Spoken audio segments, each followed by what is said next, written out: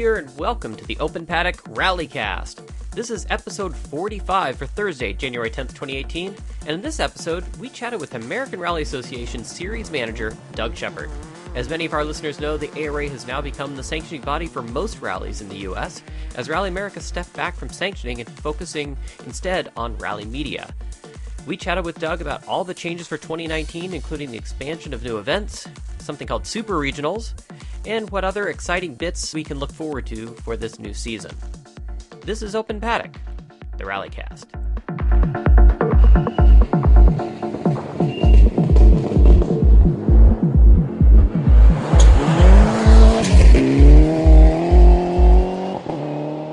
Well, welcome to the Open Paddock RallyCast, Doug Shepard.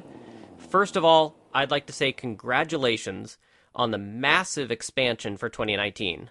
On this show, we've done our best not to take sides and try and just support all rally events, regardless of sanctioning bodies or whatever. However, I'm sure there's a lot of people that are pleased to have a unification of sorts, and of course, fewer licenses required to go rallying, especially in that Midwest region. But man, it's really nice to see so many rallies under one umbrella. You know, it really is. And it was, let's call it a very pleasant surprise, almost like a Christmas present, when first the Snowdrift Rally and then the others, Southern Ohio, Lake Superior, and so on, called us and said, hey, we think we want to join ARA for next year. Can you accommodate us? Obviously, that's been a rather rush expansion because you had announced your schedule nice and early for many people back in October. And then all these events started coming on. Well, you know, it's good for the sport if we can get to where it only takes one license to run all the top rallies in the country. So, you know, from that perspective, it's a great thing that's going on.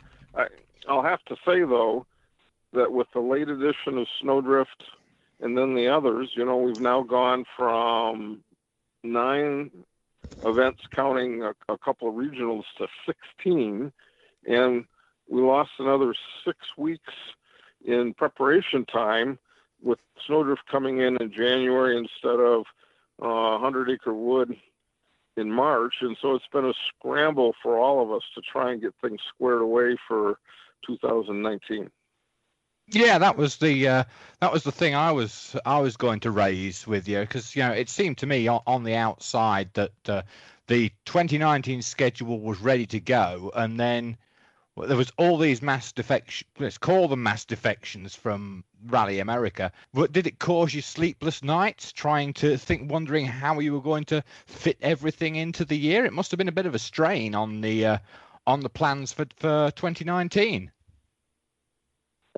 It really was a challenge, but you know the way we look at it is we want to do what's best for all the people that are involved in the sport, and so if there's any way to accommodate these events, right, we're gonna do it. So as long as they're prepared to run to, let's call it ARA standards for quality and an enjoyable event for the competitors, we're going to find a way to bring them in. Yeah, 9 championship rounds now, so that adds Snowdrift, 100 Acre Wood, and LSPR, which were not on the calendars before. We have 2 what are called Super Regionals now, with Southern Ohio and Tour de Forest. Then 5 regionals. I guess that counts one that was a month ago, Namaji, which Ian competed in. Can you explain a little bit what this super regional thing is? Well, yes, the super regional comes about because we have some events that are aspirational for being on the national championship, and they're run essentially to national championship standards, but for whatever reason they don't fit the calendar well. And so what you do is we created a super regional category to give them, let's call it a preeminent position in and amongst the regional rallies. Okay, so, and along with that, I believe I was hearing that there's a bit of a change in how regionals are going to run with national events, right? It used to be each day was a different regional. But that's changing a bit for 2019? Oh, yes. We've had the goal to make sure that the standalone regionals are important for the East and the West Championship. And the only way to ensure that is to set things up so that there's only one opportunity each weekend to score regional points. So the past practice where the national events would have a pair of regional events that were each half the distance has been eliminated. And now instead they have a longer regional rally. In most cases, it will be the same length as the national event. And it'll provide one opportunity that weekend to score points towards the regional championships. I guess anything changing as far as, I guess, are competitors going to see similar pricing to what they would have seen if they just entered both days of a regional like they did before? Granted, that changes event by event. I understand that, but... Yeah, well, we'll start off by saying the organizers really choose the pricing that they have for their events. But, from what I've seen coming down the pipeline, the fees that were typical last year for running all the regional events on the weekend would be pretty much the same as the fees they'll see this year for running the regional event that encompasses most, if not all, of the weekend. Excellent. And, the regional change is really, it's not a problem for the competitors because we have the restart after retirement rule, which ensures that anyone that has a problem in the first day can restart for the second day of the weekend. Is that for regionals only, or is that, or are they just going to run essentially like Super Rally is for nationals with a time penalty? Some people call it Super Rally, but the FIA term and the ARA term is restart after retirement. Gotcha. And that rule is the same for all ARA rallies. So if you have an event with more than one leg, and the leg being in essence a full day's worth of rally, so we're saying a 2-day rally, you have the opportunity to restart at the beginning of the second day if you've retired on the first, nationals or regionals. I guess the other question I was wondering is, back with some of those events that were under other umbrella, there were some other events, some of them actually a little more successful, that were on their calendar. Are there potentially more events coming on board that just haven't quite made the calendar yet that are being worked on? Well, when this whole thing broke open, we sat down and said, we need a way to make sure that any new event that approaches us that we don't have a history with in ARA, even if they're well known, we want that event to provide a certain amount of information to us so that we can make sure that the type of event they're going to deliver will be in line with standards called out in our general competition and rally competition rule books. So we have that in place, and it's a process that takes a bit of time for an organizer to go through. And so some of it happened pretty quickly for the events that are in the first half of the year, but there's some other events in the second half of the year that I really don't want to mention. Let's just say there are a couple more in process, and I'm hopeful that we'll be able to add them. We won't be increasing the length of the national championship calendar, but rather we would bring them in as regional or super regional events, whichever is appropriate. How is the transition going then for these events that are coming on board? I mean, they've been used to one way of doing things with Rally America, and now they're coming into your fold. And is everything going smoothly with the new rallies for the calendar? As long as the rally's been running to high standards, coming in should be fairly straightforward. There are a couple changes that are, let's say, different with ARA than what's been typical at a Rally America event. The most important being the role of the clerk of the course is key in an ARA event. It's a much more challenging position to fulfill, very similar to the clerk of the course role in an FIA international rally. So moving away from talking about events, what I'd like to ask next is, are there any class changes for 2019?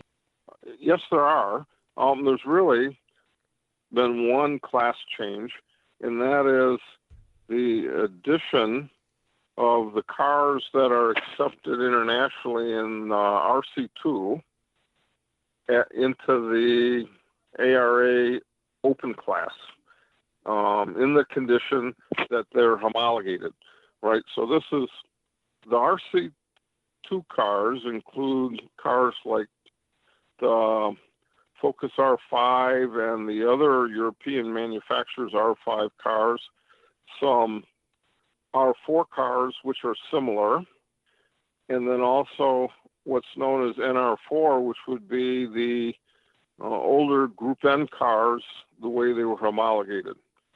And so we've added that category with the hope that some international drivers will find it interesting to bring the same car that they use overseas here to the U.S. and enter in our event.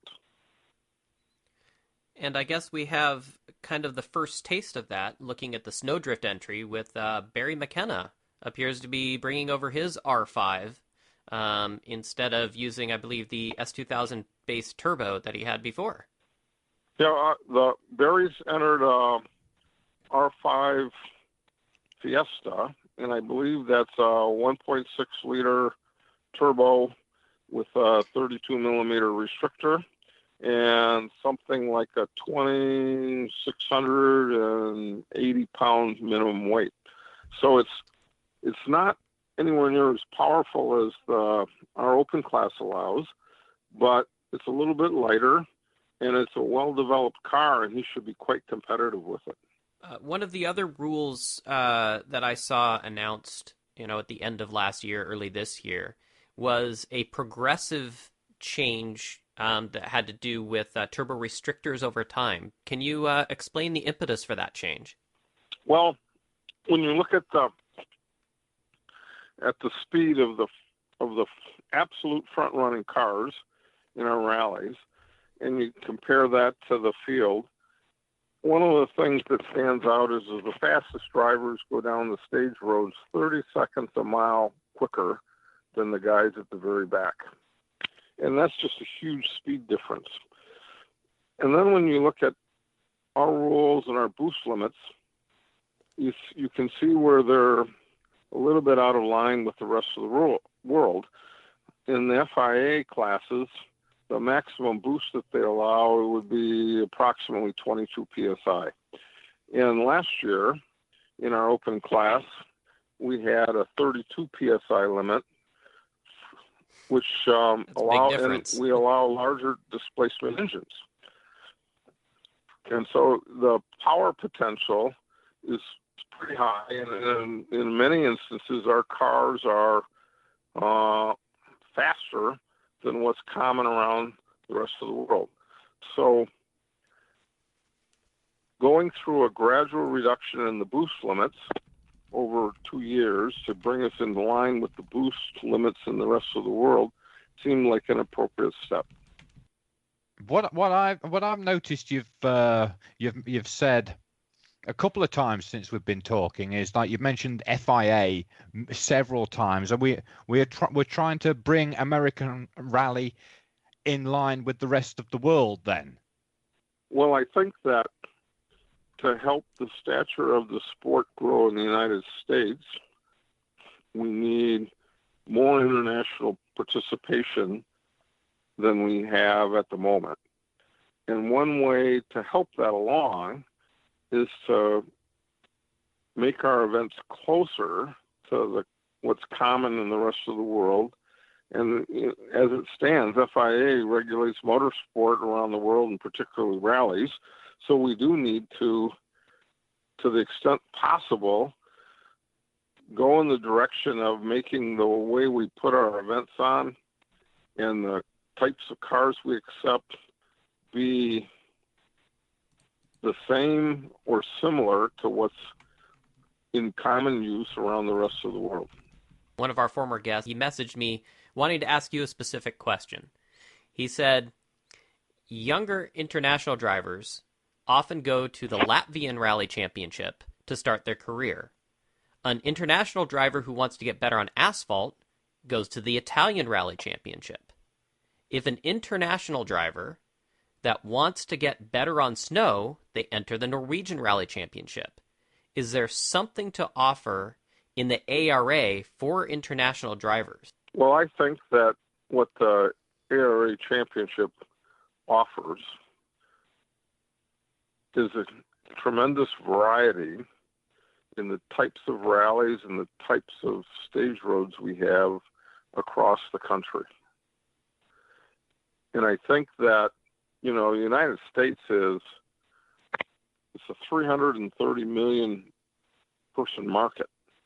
And so there's certainly lots of opportunities to think of ways to use motorsports and rallying in particular to promote an international brand or an international sponsor that would like some exposure here. So I think that's what we really offer, as well as think of it as if you're running the same rallies somewhere else in the world all the time, eventually it gets to be a bit tiring other than the competition itself. And so why not come to the United States and run some rallies, see an entirely different competitive environment, and at the same time have a chance to see the United States and how we do things here. And of course, it works with the development of the sport in another way, in that if American crews can compete against world-class crews on a regular basis, that can only be good for their development, seeing that kind of competition at every event that they turn up at. Oh, I agree. The tougher the competition is, the more it pushes the people here in our country to develop their skill levels, right? And I think with international drivers like David Higgins and Barry McKenna here, and there have been many others through the years, it gives us a yardstick to judge our driving skills by and our team management skills by. And that's just very good for trying to get the teams here to perform at a higher level. One thing I also wanted to ask you is, you've been a competitor years ago, but you competed quite a while, been involved in organizing, and now being the head of ARA. In a perfect world where you didn't have to worry, but everybody could come in line without complaints, which I know will never happen. But I just kind of wanted to know, kind of almost like a blank check question. What would your ideal championship look like? I think an ideal championship would be 7 to 10 events and a competitive field at every one of the events where you have your pick of 4 or 5 drivers that might win in the overall and in the top two-wheel drive class, and let's call it what we call the limited four-wheel drive class. I think that excitement of competitive fights would make for a very interesting championship, and it would be fun to watch. Good answer. I'm okay with that. Sounds good to me. As long as I'm co-driving one of the competitive cars, I'll be happy. I might add that we talked a little earlier about the variety in the country, right? And if you look at the stages, the way they vary. You know, you go out to New England, and you have these pretty darn quick roads in the middle of nowhere in the Maine and New Hampshire forests. They're gravel-based. They're tricky to stay out of trouble on, and it's a great challenge. You go to Pennsylvania, and you have more along the lines of groomed forest roads and mature hardwood forests. And the course is very challenging. The speeds are high. There's an awful lot of turns involved. It's almost continuous cornering in that rally. You go to a place like Southern Ohio, and you have state forest groomed roads in the Southern Ohio mountains down in a lower speed range, so it's a totally different challenge. You go out to Idaho, and Idaho had some of the twistiest roads I've ever seen. You know, basically only 1.25 cars wide in places. The average speeds for the fastest competitors are down in the low 40 miles an hour. You go to Oregon, and Oregon, we have wide open spaces and roads that have generous widths, but they're still winding in a very hilly, if not mountainous area. The views for the spectators and for the competitors are fantastic. Washington, forestry roads again, although these are more pines, and some of them can be quite narrow and rugged. And so, you know, as you go around the country, and I left out a couple of events, you know, Minnesota and Michigan, but they're different as well. And I think that variety that's in our national championship is part of what makes it very interesting, because there's no one way to set up your car and be right for the championship. You need to adjust as you go through the series. I can speak firsthand, being just, you know, with my involvement with ARA, and for the first time seeing those differences in the surfaces, in the locations, the undulations of the roads. Yeah, you're right. Every location is very different. You know, some might say, well, they're just all gravel roads. Nope. They're very, very different in how you have to attack them, and how you'd set up your car and to survive them and be competitive. So yeah, definitely a real challenge. And yeah, I'm excited to see that much more in this new season. One other thing I wanted to talk about, though, is ARA as a whole. I'm happy to hear that you guys have a presenting sponsor with AMSOIL now, and I also noticed a bit of a staffing change. You've got Jeremy Meyer on board, and Matt Kalish's title slightly changed to Communications Director. So you want to tell us a little bit about the differences with how ARA is being run for 2019? Well, we've made a few changes, and, you know, we're really just trying to get ourselves grounded, because we've got an awful lot of rallies to put on this year. But, you know, Kevin Miller's been doing a great job at trying to set us up for success. So he brought Jeremy Meyer in, who's splitting his time between marketing for USAC and marketing for ARA. And he's the kind of guy, he has a lot of experience in the field, and he will do a great job with our series and contingency sponsors. And so I'm very happy to have him here. You know, Matt's been working the media and communications things, and so he's going to keep doing that, and he does a great job of it. We still have our chief steward, J.B. Nide, and the crew of volunteer stewards. We added Mike Hurst last year as the technical director, and he's working with the technical committee. And then we retain the competition committee, which works with us on rules, suggestions, and such.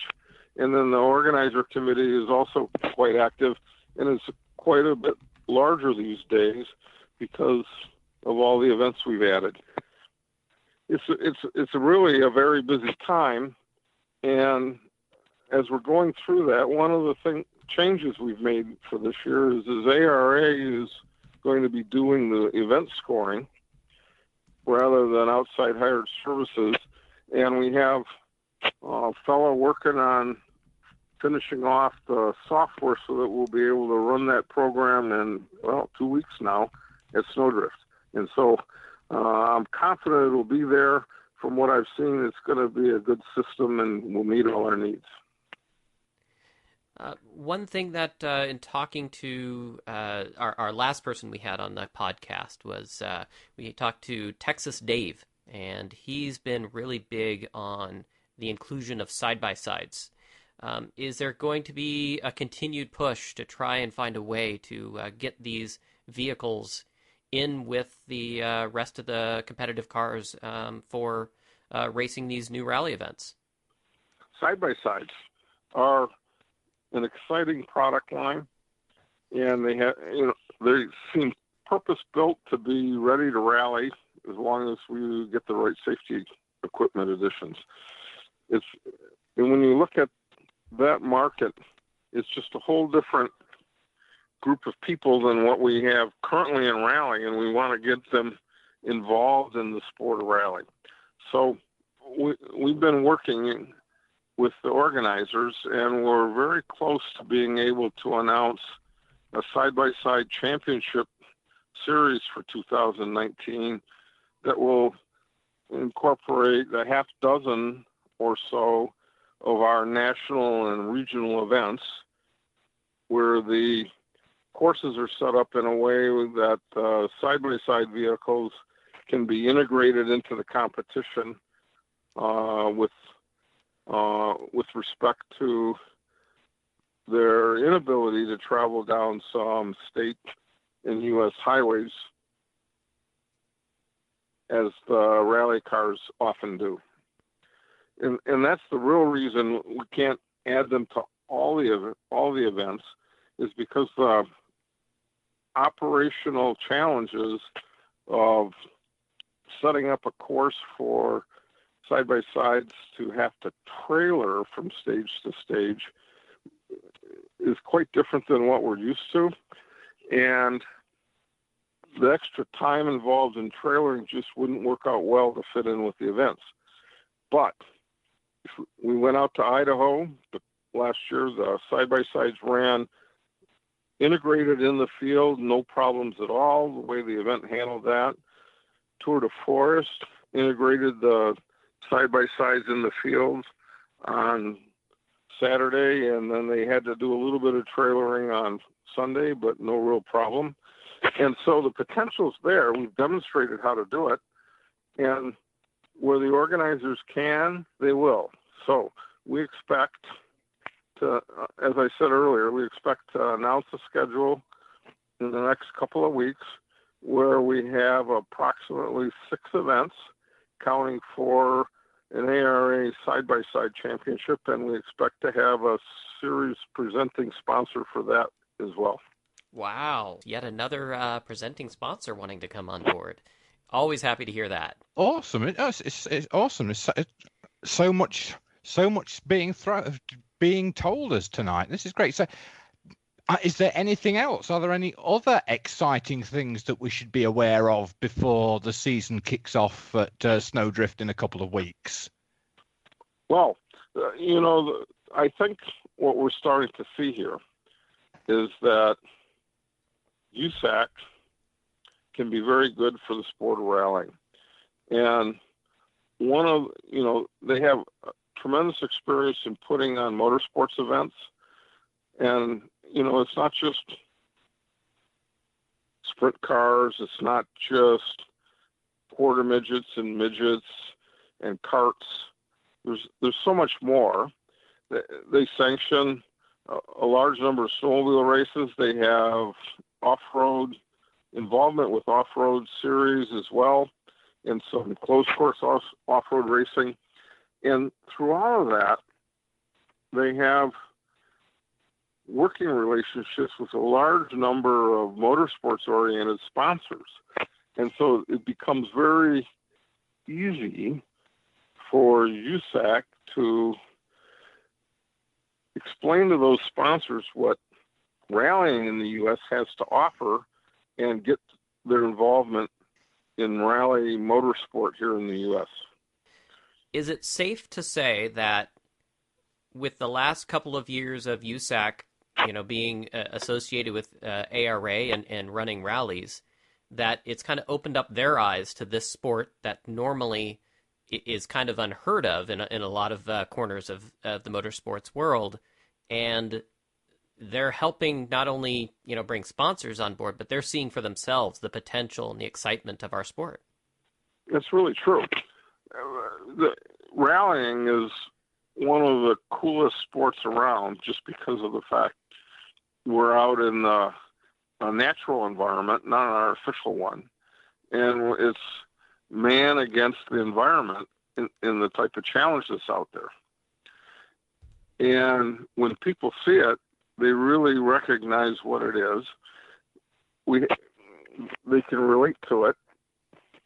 They're somewhat intimidated by it, because rally cars go down roads that normal people go down at 25 miles an hour. We go down at 65 miles an hour.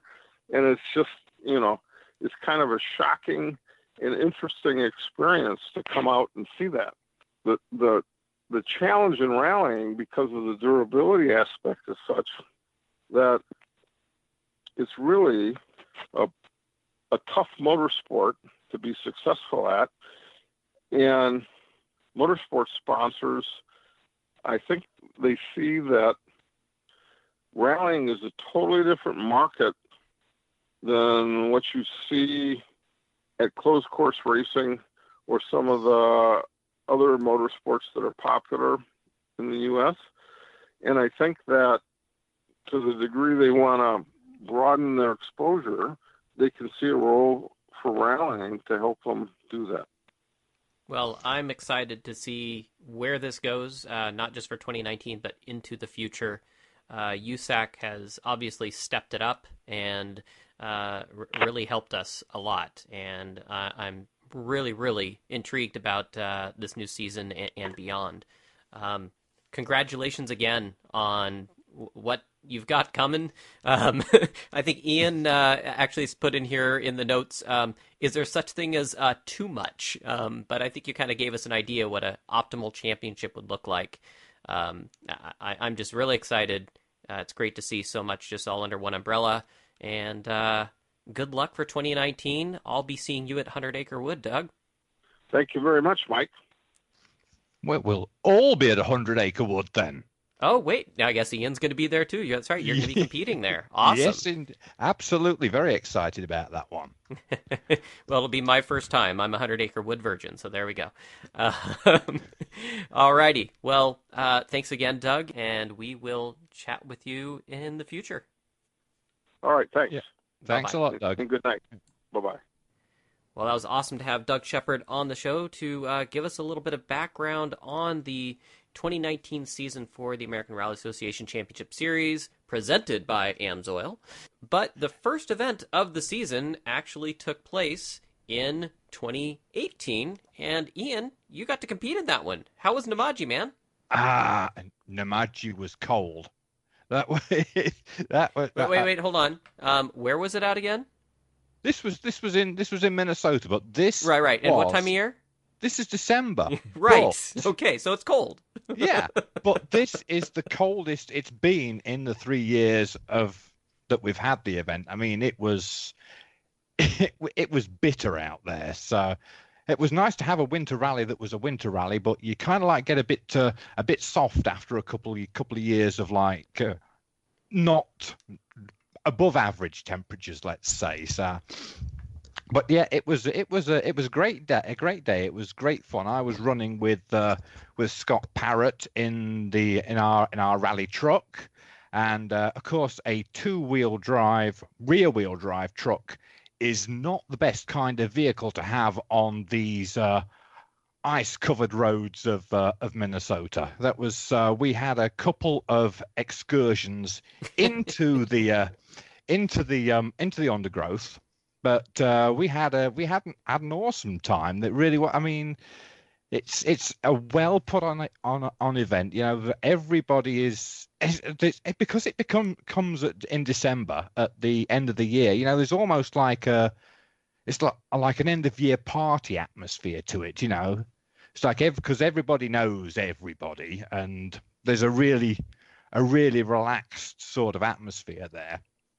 So, How many yeah, entries were there? sadly, there were only like 10, 12 entries, and one car didn't actually start because their safety equipment was expired. I forget who that Oops. actually was, but yeah, but you know, it's all the usual crew were there. Al Dantes and Brandon Snyder were there, and yeah, everybody who kind of like races in that in the area was there having a good time. I mean, it's there's also a great appreciation for the volunteers there. You know, it's like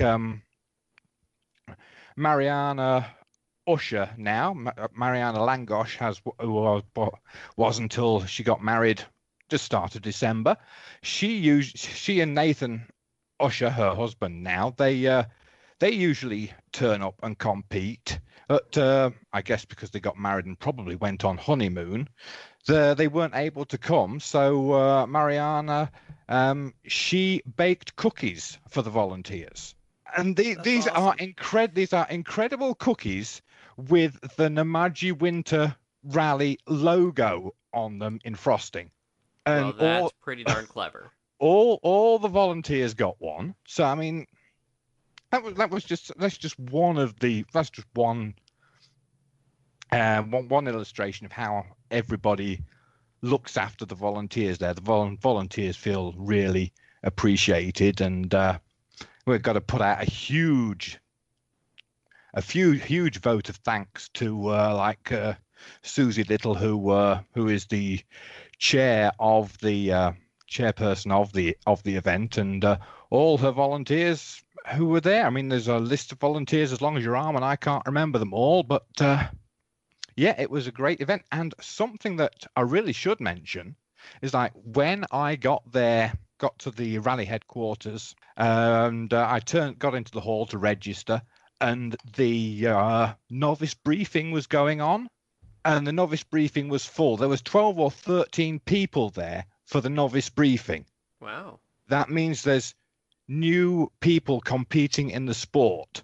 That's very good to hear.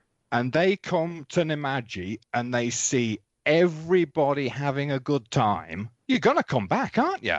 I sure hope so. Definitely. Let's see those entry counts keep increasing. Mm-hmm. Speaking of entry counts, the next winter rally on the calendar, of course, is Snowdrift, as we mentioned earlier with Doug Shepard. And 31 entries are the last that I saw, but I expect that probably to even go up a little bit. I'm sure there's a few people out there that maybe haven't put in their entry just yet or has a couple of things to fix up on the car, but yeah, that's a pretty good count actually. Snowdrift, some people are saying only 30 entries. Snowdrift, because it's a winter rally, there's some people that don't want to do that, right? And it is definitely cold out there. And actually, as you were saying, huge thanks to the volunteers for events like that, because while you are bitter cold sitting in your race suit inside the truck with a heater, these people are standing out in the cold, right? Yeah, and working sure, timing equipment and trying to stay as warm as they can without some sort of enclosed space. So huge thanks to all the volunteers for events like Namaji and for the upcoming Snowdrift. Any last words from you, Ian, before we sign off? No, not really. I mean, I need to go back to the TV and catch up with Dakar right now. I don't know, because Dakar is actually being run as we speak. So yeah, I've got lots of rally stuff to keep me going until I actually get in the co-driver's seat at 100 Acre Wood in March. So, but we'll be talking. We'll do a catch up. Yeah, we'll make sure that we get together and we'll do a little bit of catch up of all the stuff going on before Monte Carlo Rally. That's going to be not only a few weeks away as well. Yep. So you got Dakar, you got Monte Carlo for the WRC kicking off, and all kinds of stuff. So never a dull moment with rallying. There's barely an off season, and here we go again. So always excited for that. Yeah. That's right. Well, remember, everyone, you can subscribe to this show on iTunes, Google Podcasts, or search your favorite podcast app. We're also on popular social media platforms, and now we offer our shows on YouTube if you prefer to listen that way. And I just now signed us up for Podbean, so you can also listen to us on Podbean. Again, please subscribe, tell a friend, give us a like and a share. I'm your host, Mike Shaw. Thanks for listening.